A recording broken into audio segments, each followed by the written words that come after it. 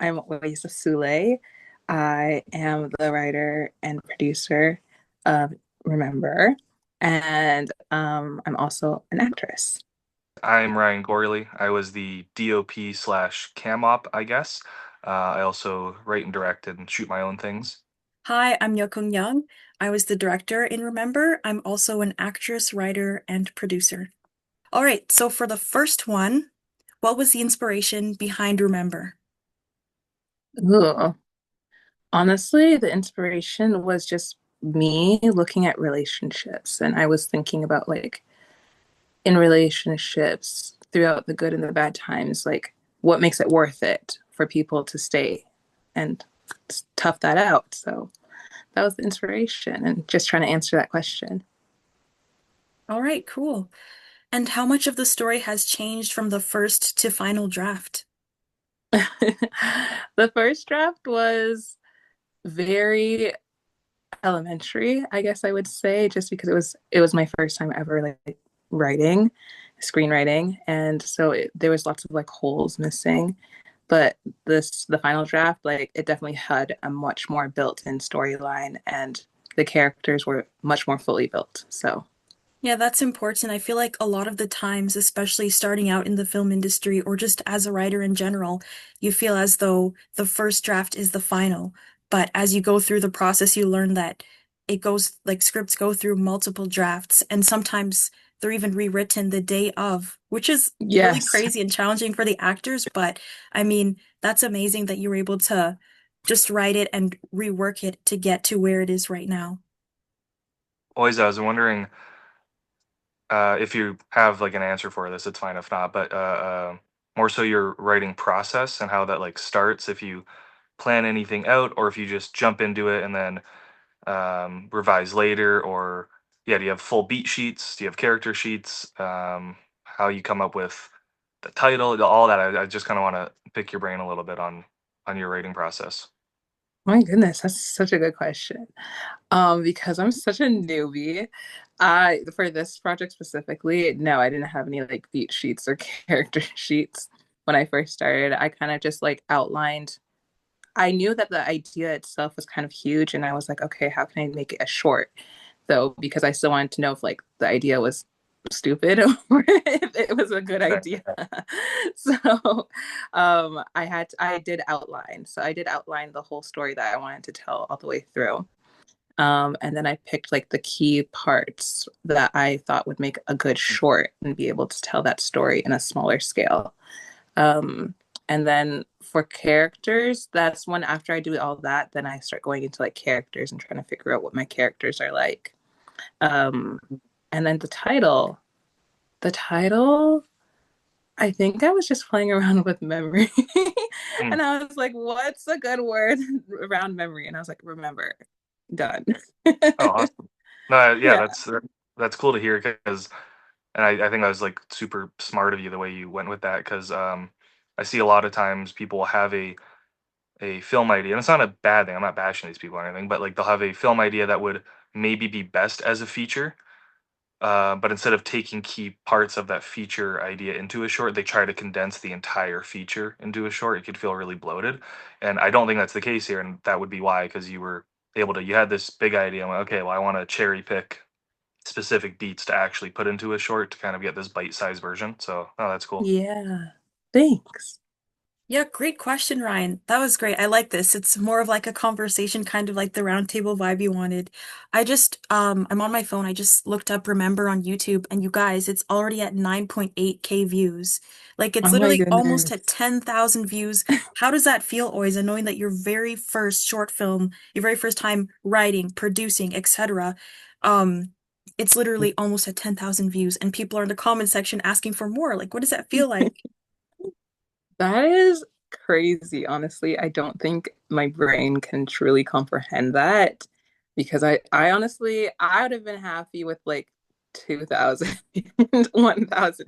I was just happy that people were like watching it and it was finally out in the world. So the fact that this many people, like we're almost at 10,000 people watching it is crazy. I'm just honestly happy that people like the idea, like the story, and are connecting with it and they want more.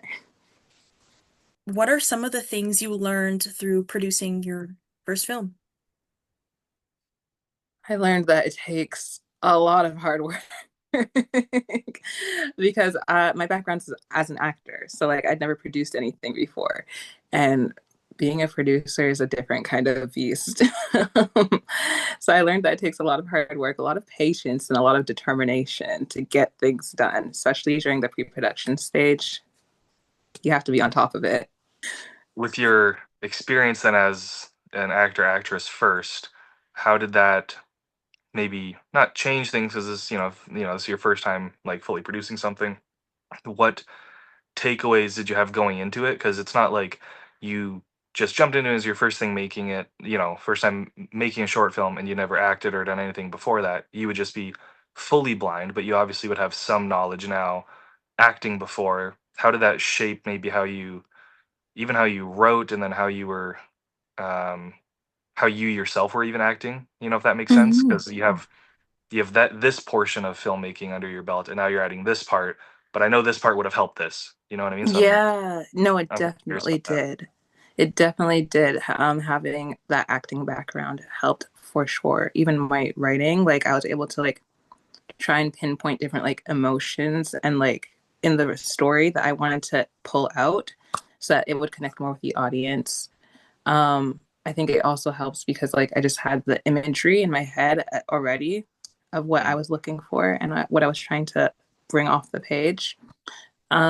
And then in terms of producing, I think relationships. I think like people talk about like how actors need to be like good at relationships and same with producers. Producers have to have good Yeah, relationships with 100%. people because otherwise you're not going to get like the right people on your team or um like when you're navigating like locations because that's something I had to like also put my hand in locations and stuff like just talking to people and being friendly and being understanding and just getting the point across quickly and efficiently.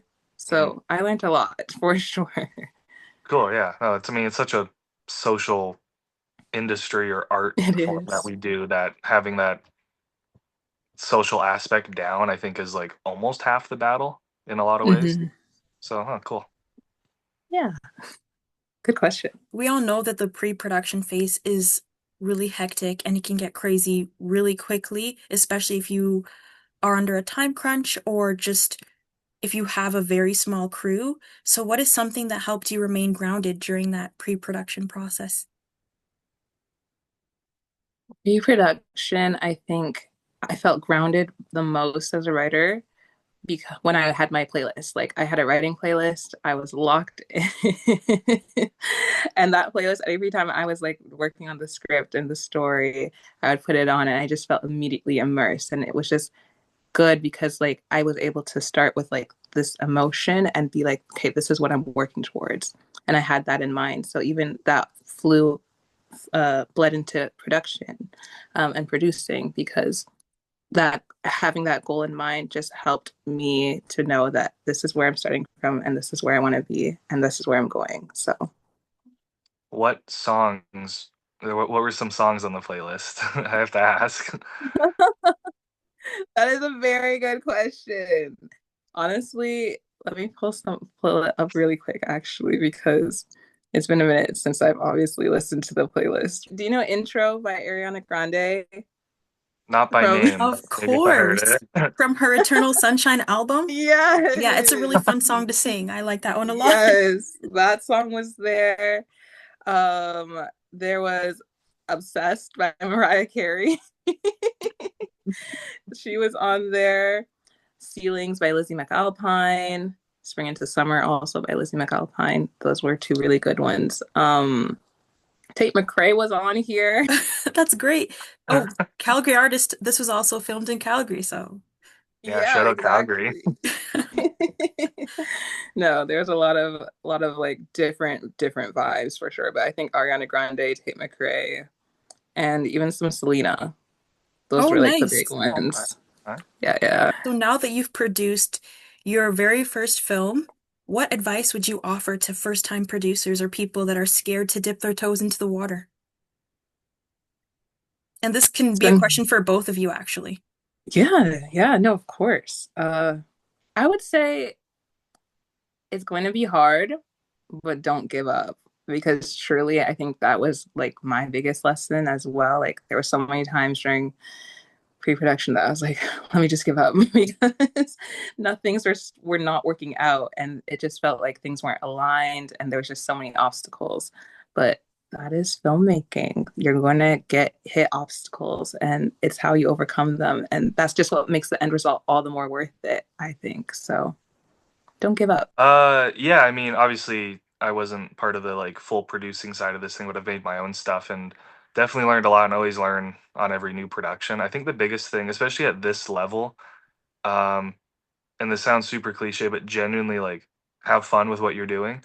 Because even though filmmaking can be stressful and there's a lot of work hours, you're taxed physically, emotionally, creatively. It's a whole thing. It's a tough thing. But especially at this level, like we're all just getting started. We're all just having fun. We're playing pretend and clicking record on a camera, and you know what I mean. So that's just the not for, it's not the biggest thing all the time because sometimes it is work and sometimes you gotta kind of buckle down and get going. But especially when you're first getting started and you're making your first thing, just have fun with it. And if it turns out good, that's a nice bonus too. You know what I mean? Like that's just hopefully that happens. But like yeah, first time filmmakers just have fun and figure out the rest after. Okay, so as a first-time producer, what I'd say is don't be afraid to reach out to the people you know, even if they're not necessarily in the film industry. They might have resources, tools, equipment, just whatever, even a location they might be willing to help out or just like offer to you. So I guess don't be afraid to ask for help. That's one thing I'd say. No, yeah, and I think that's sorry if you hear a dog barking.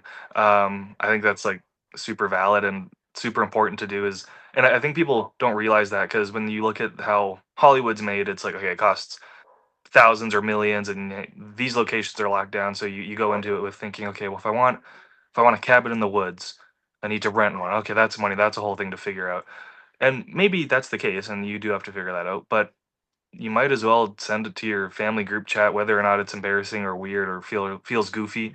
Just being like, "Hey, I know this is weird. Does someone know someone with a cabin in the woods that we could shoot at for a weekend?" Maybe it's a bunch of no's, and you got to figure it out and get an Airbnb, or even Facebook groups that are local filmmaking groups. Like, why not reach out to people first and see? Because you can get a lot of favors, and even though it feels weird taking favors sometimes, when you're a broke artist trying to make your film, take those favors, like 100% take those favors. Don't screw yourself because you're too like prideful to ask for help. Because a lot of times people are down to help, especially with art. Even people that aren't in the film industry, chances are they like movies to some extent. So when they hear that you're making one, they may be like, "Oh, that's really cool. Let me provide this service or let me provide this location for you." So yeah, can't it like will never hurt to ask. Yeah, exactly. 100%. Do you have any upcoming projects we can keep an eye out for?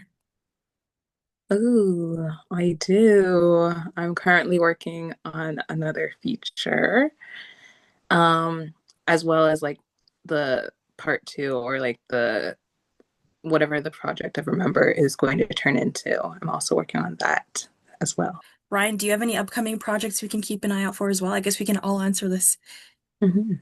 Sure, yeah. I got upcoming a short film called Lion in the Den that should be released in the next month or two. Hoping to get it into some festivals. So if it gets into some festivals, it'll come out in a couple months. If it doesn't, it'll come out in like a month.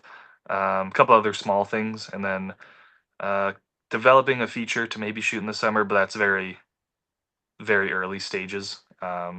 So fingers crossed we can get that up and moving, but we'll see. Cool, cool.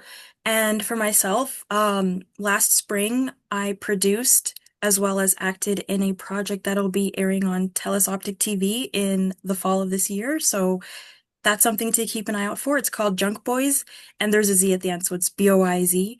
So yeah, there's an Instagram page and everything. So I will link all of our Instagram pages in the description or on the screen so that you guys can all keep in touch and just, I guess, follow our journeys. I'm also working on another short film to shoot this summer as well. So exciting. We have so many exciting projects coming up. I love it. Yeah, so exciting. Okay, Ryan, how did you meet me and what was the onboarding process like for this film? I'm remembering correctly, I believe you had DM'd me after seeing one of the films I'd done, asking if you want to collaborate. And I think that was it. Wasn't it that simple and just a little collaboration? I was like, hell yeah, why not? Checked out Yeah. some of your stuff and I was like, oh, we have some mutuals here and there. So yeah, quick and easy, but that's how it is at this, level in this circle. I know, no, it felt so kismet. Like I had watched your film, I think it was Triality, Mhm. and I was like, yes, another filmmaker who looks like he knows what he's doing. So, Hey, I'm glad it seems that way. I'll take that. was there something specific that drew you towards joining the crew as DOP? I mean, truthfully, I don't know if I knew much of the story early on, but like when I guess accepted the role, that sounds weird, but you know what I mean, when I joined on. Um, so it was more so just from a place of like wanting to collaborate with people. Like that's just the most exciting thing for me, like meeting new people, new connections. I didn't know most of the crew really at all before, and now I've seen a handful of them on different sets here and there, and even some like union sets here and there, and that to me is like the most exciting and like engaging part. And then I got the script. I was like, oh, the script's great too. That's that's an awesome bonus. But yeah, first it was just collaboration, and then I learned more about the story afterwards. No, that's so fair. And I love that what you said about like seeing people that we were collaborating with on this project on other projects because it's like we're all on the come up together, which is really 100%. nice. Um, as DOP slash camera op, where do you draw your inspiration from? I because I also like direct my own things. I think I maybe have some direction in mind, and that's like kind of the main thing I try to involve in most of my filmmaking stuff, whether it's directing or shooting, is motivation and like having a direction, if that makes sense. Like, why is the camera close up here? Why is it wide? I know it sounds basic, but just having that extra thought right before you click record of why am I using this angle? Is the if I'm doing an OTS on someone, if they're having an argument, maybe I'll dirty it up and their shoulder will block their face. So just those small little things that just take it just that small next level up of like, okay, this has thought behind it. I love that. And it definitely showed in this project 100%. I think I told you that like 100%. I was like, Ryan, these angles are so good and your camera work is so good. I So, appreciate it. what challenges did you face during the shoot and how did you overcome them? Probably the biggest one, this isn't the fault of any crew member or anything, would be like shooting in smaller spaces, where lighting might be kind of tough to like nail how you would picture in your head, like, okay, this scene is going to be this, I'm going to have this light here and here. But then you get to a smaller location, or the door's not in a place that you thought it would be, or there's a window where you didn't think. Um, that's a very common, I think, indie film obstacle to jump over. But it was just, yeah, taking that extra couple minutes of figuring out, okay, well, this angle doesn't work. So instead of settling for a lame one, what's a different one we could find that also looks good, but it might be different and not what I had thought in my head before we started shooting. That's so true. So much of filmmaking is like problem solving. And I think one of the problems we found out in the house was that there was so many reflective surfaces everywhere. Yeah. Right, I and the think we logos as well. yeah, Yeah. I think we avoided most reflections because I remember like when we were choreographing the little movement was like I see myself. I think we nobody go look, don't look, but I'm pretty sure we cleared most reflections. I I think we think were Pretty we pretty sure good we with did. that. did, yeah. No, Yeah, you I did a think good everyone did job. a great job of like keeping an eye on all of that. So Mhm. it was Hmm. great to see that collaborative effort from everyone. It was a really good positive environment. Mhm. It was. In what ways has this project pushed you creatively? I think, well, usually I'm directing and shooting my own stuff, and that is obviously a challenge in itself, but it's to me almost easier because I maybe wrote the thing and I know what this shot's going to be, so I can grab the camera and be like, this is what I want exactly. So being camera only, I've done it a couple times before and a handful of times since shooting this film, but it is just a whole different, not beast, but just a whole different thing of taking someone else's script and someone else's direction and then also trying to shoot something that I think looks good and is in line with my style, even though my style it still matters, but it's not paramount in something like this because there's other people's styles that should bleed through. So I think that Mm. was like not a bad challenge or anything, but just kind of different for me because I'm usually shooting my own stuff that I'm writing and directing. So it was a cool challenge, I guess, but also just a cool opportunity to shoot somebody else's work. I love that. Did you find like navigating being like a camera op slash DOP, like how do you find collaborating with like the director to like also have that like your style and like the director's style? Well, it's a weird one because it's obviously then like especially like a film like this was very freeing. I was get thank you by the way to both you two being very chill producers, directors, writers, actors of giving me a good amount of not power but creative freedom, where Mm, I would be told, okay, this is like the shot we're going for, but then I was able to play around within that, if that makes sense. Like, hey, we want mm, a wide shot of this argument. I'll be like, okay, cool. But then I could kind of decide what exactly that wide was. So I think we were able mm, to capture both what was wanted initially and then also what I think is best on set, hmm. which was Yeah, just freeing and fun, and I think worked out. I love it. I'm so glad. Yeah, that's good. Yeah, I guess to piggyback off of what Ryan said, Oiza, thank you for like what he said for being so open to collaboration. Because even for Mm, myself, like when I was reading through the script and whatnot, I had certain questions and maybe ideas that I had. I would always make sure to have a conversation so that we're on the same page and so that if I have any ideas or input I had that you wouldn't feel like I was overriding your power, if that makes sense, because it is your story and all of us were present to help tell that story, but I didn't want to take over, if that made sense. So even if it was like a mhm, line change, I would check in with you and be like, is this okay? Is this line really crucial to the story in that you want it to stay like exactly as it is, word for word, or are you open to, I guess, adapting a little bit? So thank you for being so malleable, I guess, just willing and open to have conversations and have people's input so that it feels like all of us are, I mhm. guess, working together, collaboratively and having all of our ideas heard. No, of course. Like honestly, that was my whole goal anyway. I was like, because this was my first time screenwriting and doing anything like this in filmmaking, I was like, why on earth would I be so strict when this could be such a cool learning environment for like not just me, but for all of us. So thank you guys, honestly.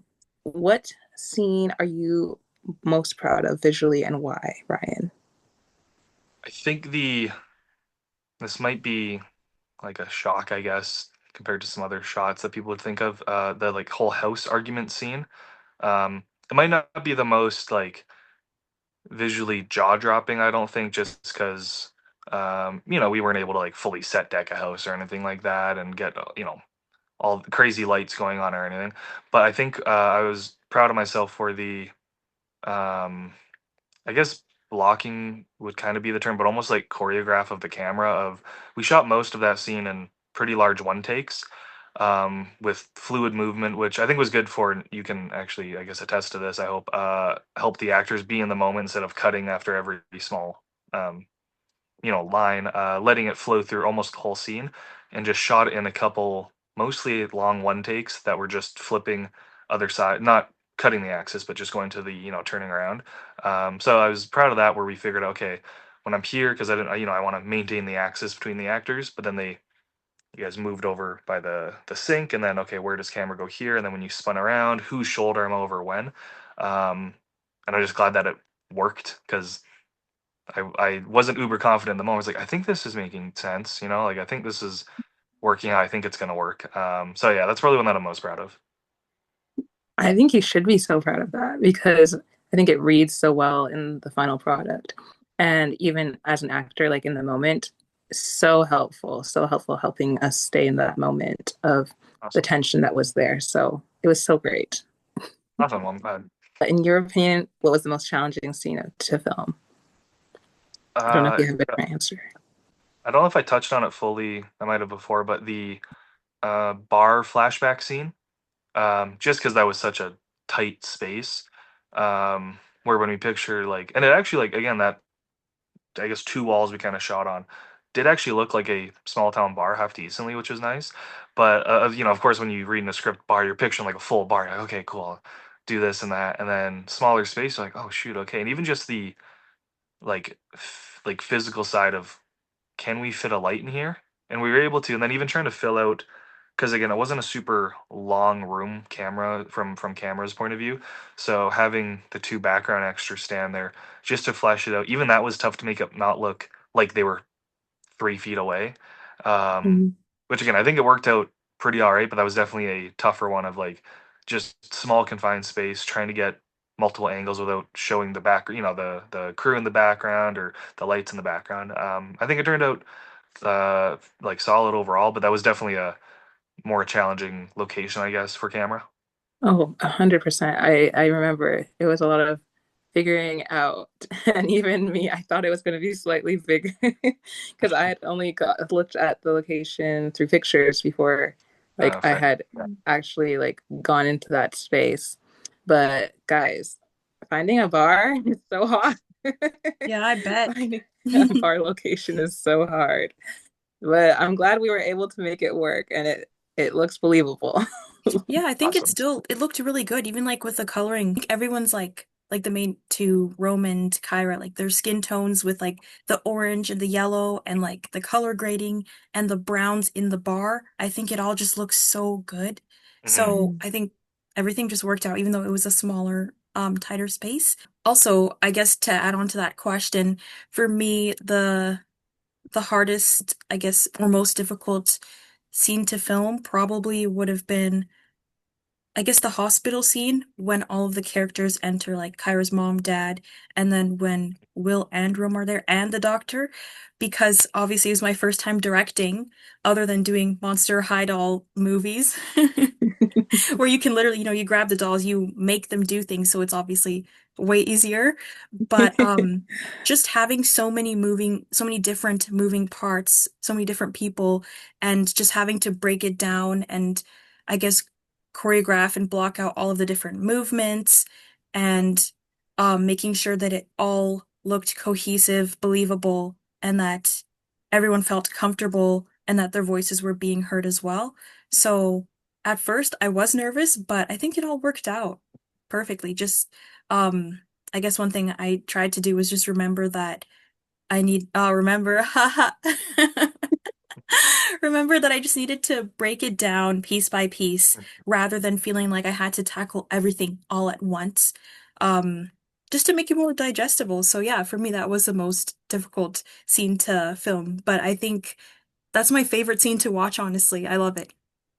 And I want to point out, in case he's watching this, Stefan Viali, who plays Will, he was late. I just want him to know that we had to emergency call him, and he was like, "Yeah, I'm going to the gym." I went, "No, you're not. You're coming to set." I just in case he's watching this, I want to make sure he knows that. That I I do forgot remember about that. that. Yeah, You do remember. I do remember that. Ah, yeah, good on him for just like pulling up quickly.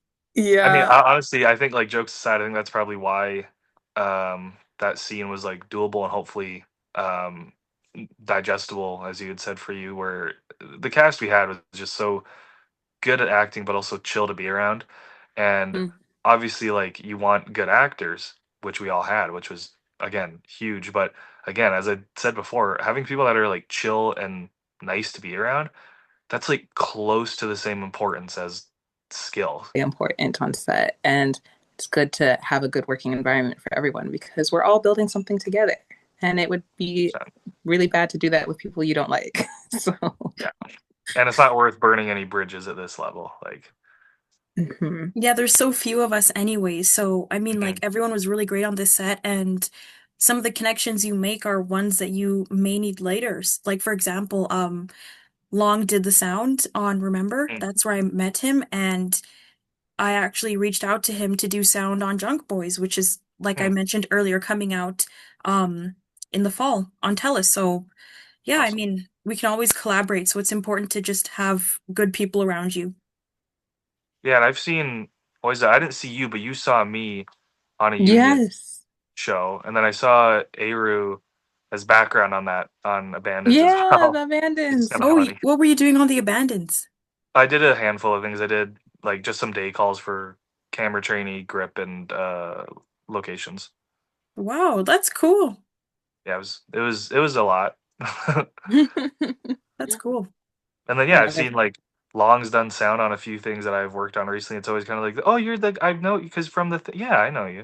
Yeah, remember Which the is time. fun.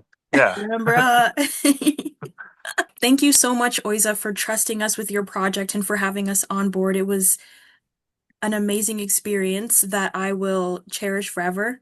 Just having it as the first project I've ever directed. It was really great just being able to just kind of step into your your world a little bit. And you know, I'm really grateful that I met you. I do believe that everything happens for a reason and that we were meant to meet. So to more collaborations. This will not be the last. yeah, I agree 100%. And honestly, I'm so glad I met both of you and got to work with both of you. You guys are both such great people, and I would love to work with you guys again, like Oh, 100%. 100%. Likewise. 100%. Yeah, thank you. I wanted to know where people can find those Monster High doll videos. If those are public anywhere, or do you have an IMDb for them, or IMDb, that'd be crazy. Oh my gosh. I'd have to list myself as like most of the actors. My siblings did the voices for some of them as well. you Um, go? I might show you guys one day, but like they're on YouTube, but I'm not going to tell you guys the channel. No, we're gonna have a watch party. We're gonna have a watch Oh my party. gosh. If you find them, you find them, but I'm not going to like say what the channel is called. Good luck on both of your guys' projects going forward. And yeah, we'll definitely collaborate again soon. 100%. Yeah. Oh yeah, go watch Remember. Yeah, Yeah. go watch Remember. Just like hit subscribe, click that Go MFN hit the notification subscribe bell. button. And Go that to little the Remember bell. Short Film channel. Watch Remember. Get us to 10K. Like, comment, subscribe, and in the future, you'll see more of Remember. Yeah, and be sure to follow us on our socials so you can keep up with all of the projects we're working on. Yeah, they're working on some really cool stuff. So, Same with Oiza. All right, this was great. Thank you so much for having us. Yeah, thank thank you. you.